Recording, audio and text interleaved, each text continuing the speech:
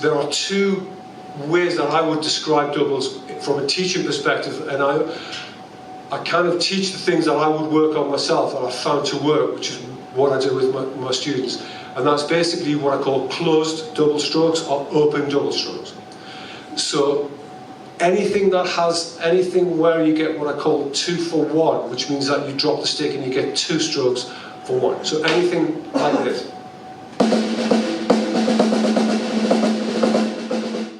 So quiet doubles, if you like. You know, that's really what it is. Those ghost strokes, those ghost stroke doubles as part of singing. Double strokes for non-drummers are just right, left, right, left in various places. You could just have one little double stroke in a paradiddle, for example.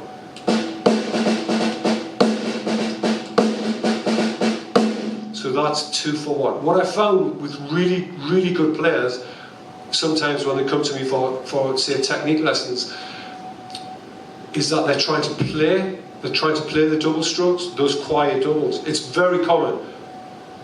As soon as we kind of work on the fact that you've just got to let it go and let it bounce twice, it changes the whole sound completely. It's amazing. So to answer your question, yes, as soon as I go on anything that requires that almost like a machine gun kind of approach, and I didn't invent this technique by any stretch. I saw Jim Chapin do it 25 years ago, and I was like, yeah, that's a great way to do it, where you accent the second note and it kind of evens itself out. So you get 2 strokes.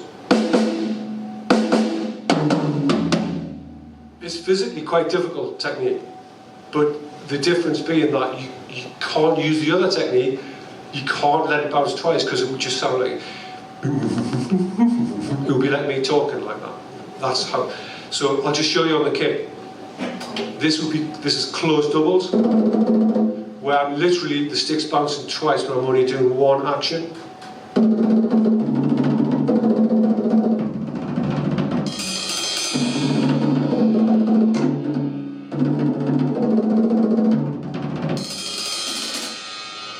That's great if you want to.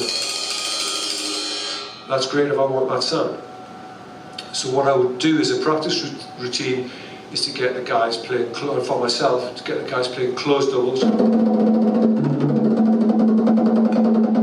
then open it up like that, and slowly, and then just build up that speed and endurance. So it sounds a bit like this.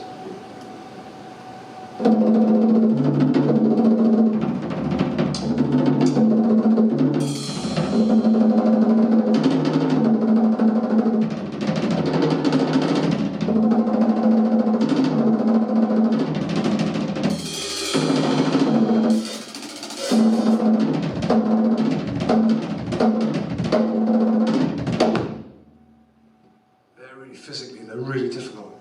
Actually, yeah, I need to lie down. Lie down. That's really hurt me. Yeah, so that idea of just doing it like that, and I would build it into lots of things. I think people underestimate the amount of time you might need to use what's called an open double to get that sound. All of those, anything that I might have played tonight, and I haven't done a massive amount of playing, unfortunately, but I'm happy to play on, is these kind of things. If I go, that is an instant like open double in terms of how to go. So it's from the wrists, but the thing on the open double, to answer the second part of your question, you have to almost let go and then snap the fingers. But it's not finger bouncing. I'm not a big fan of finger bouncing. It's not good for you physically. It's the reason why people who type a lot, and that's kind of all of us these days, are more prone to RSI and other, those musculoskeletal nervous kind of things. So there was a big thing in the 80s. All the drummers were kind of going like, for 5 hours a day on their fingers, and I just never subscribed to it for that very basis. We have to use the fingers, but not all the time. So yeah, it's from the wrist, and then you snap. Like that. So I could be doing something like this maybe, which is like an R&B or a funk or a linear kind of thing.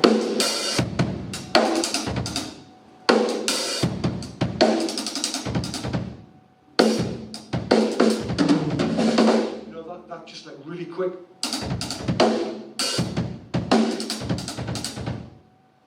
And you've got to get those. I need to hear those notes.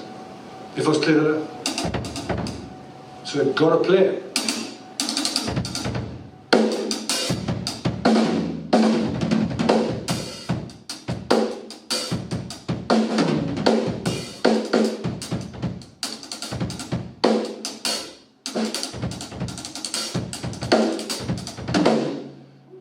Really digging in there to get those doubles, and that would be just a case of on funk stuff, doubling up stuff,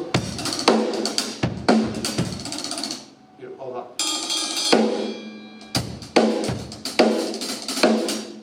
Those kind of ideas, what I call doubling up.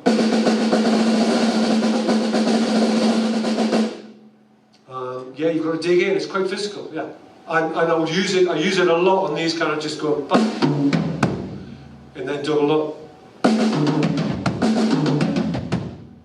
And to do that with a closed technique would sound like this.